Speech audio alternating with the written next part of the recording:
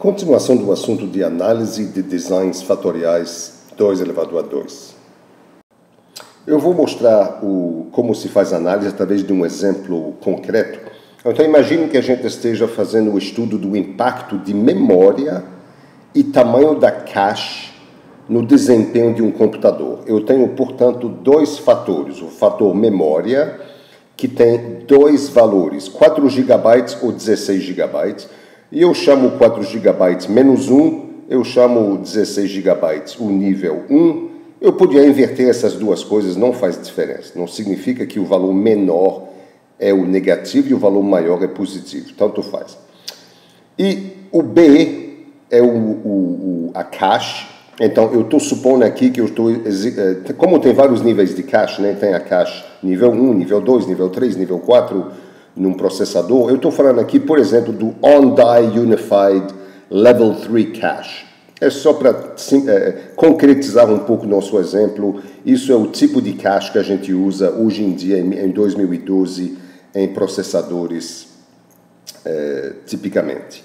E o valor que eu vou usar aqui para menos 1 é 8 MB de cache e 16 MB de cache é o segundo nível deste fator. Portanto, dois fatores, memória e cache, dois níveis para cada um.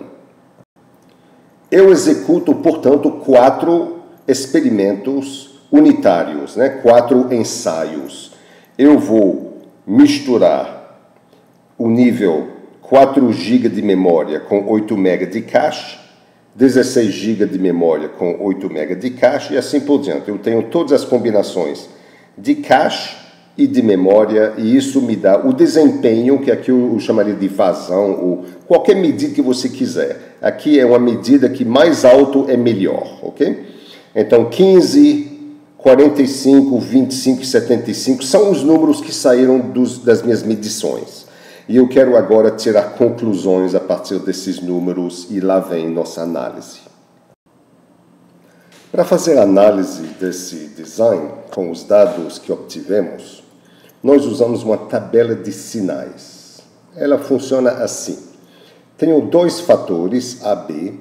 Aqui estão as 4 combinações de todos os níveis. Como tenho 2 níveis para cada fator, eu tenho os níveis menos 1, menos 1, 1, menos 1, assim por diante. Todos os níveis estão aqui. Eu uso uma coluna aqui toda igual a 1, 1, 1, 1, 1. Isso vai representar a coluna da média. Lembra que a gente quer achar no nosso modelo a média, que vamos achar por aqui. Vamos achar o efeito do fator A, o efeito do fator B e o efeito da interação entre A e B. Então, essa coluna aqui, AB, ela é obtida simplesmente multiplicando a coluna A pela coluna B. Então, menos 1 vezes menos 1 igual a 1, assim por diante. Então, aqui está a minha tabela de sinais. Depois eu acrescento as minhas observações. Isso aqui vem das observações que tivemos. Então, por exemplo, para o valor menos 1 da memória e menos 1 da cache, nós obtivemos um desempenho de 15 e assim por diante.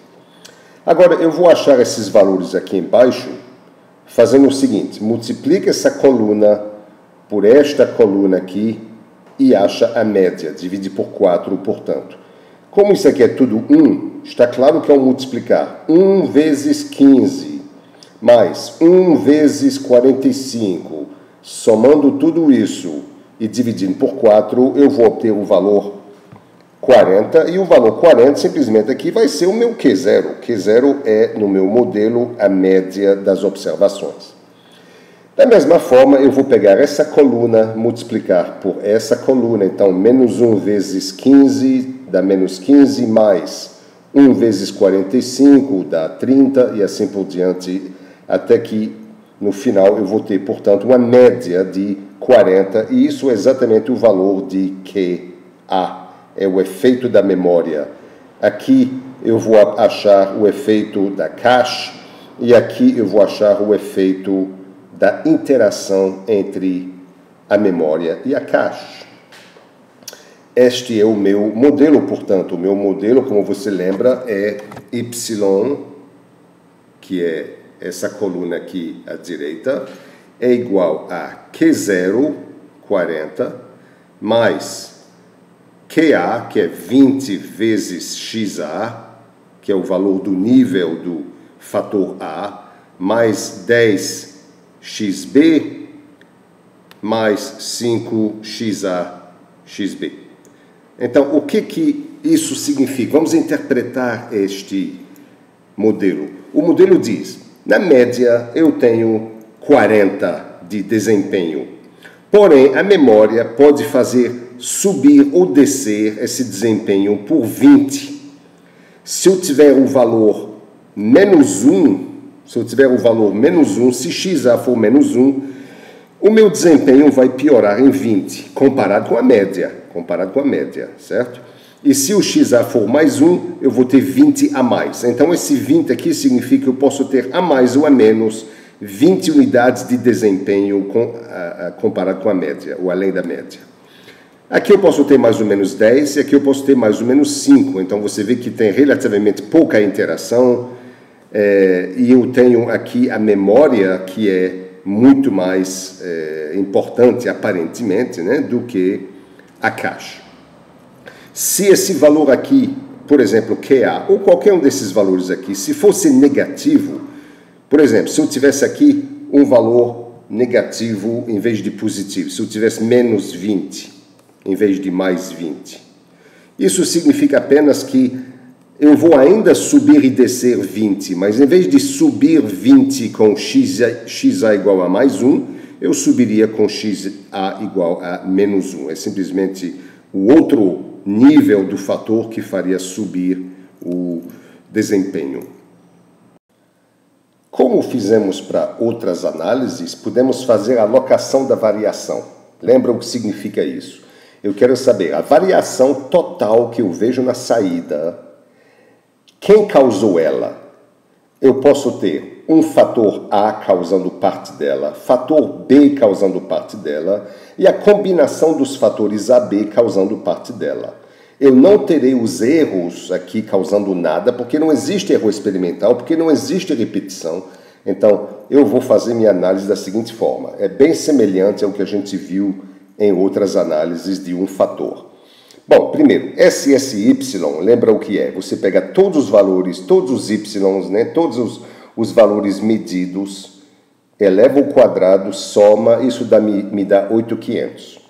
SE0 é pegar a média elevada ao quadrado, é como se todos os valores que eu medisse fossem iguais à média. Então, 40 elevado a 2 é a média elevada a 2, minha média é 40, como a gente viu, é o Q0, isso me dá 6.400. A diferença entre esses dois, né, me dá o que a gente chama a variação total, SST. Então, isso é a variação que eu preciso explicar. De onde vem essa variação? Então, eu posso dizer que ela vem parcialmente da memória, parcialmente da caixa e parcialmente da interação entre os dois. Como é que eu acho isso? Eu vou pegar aqui, isso aqui é simplesmente o QA, né? Q ao quadrado vezes 4 vezes, são 4 experimentos que foram feitos, então, do total eu consigo explicar. 1.600 é o que está aqui dentro dos 2.100, 1.600 vieram daqui, 400, isso aqui é o QB, né? 400 vieram da caixa e isso aqui é o QAB, portanto, eu tive 100 que vieram da interação entre A e B. Então, aqui está o resultado da minha análise de alocação de variação. Eu tenho muito pouca, 5% é uma interação pequena, eu tenho quase toda a variação devido à memória, e mais ou menos 19% da variação devido à caixa. Muito obrigado.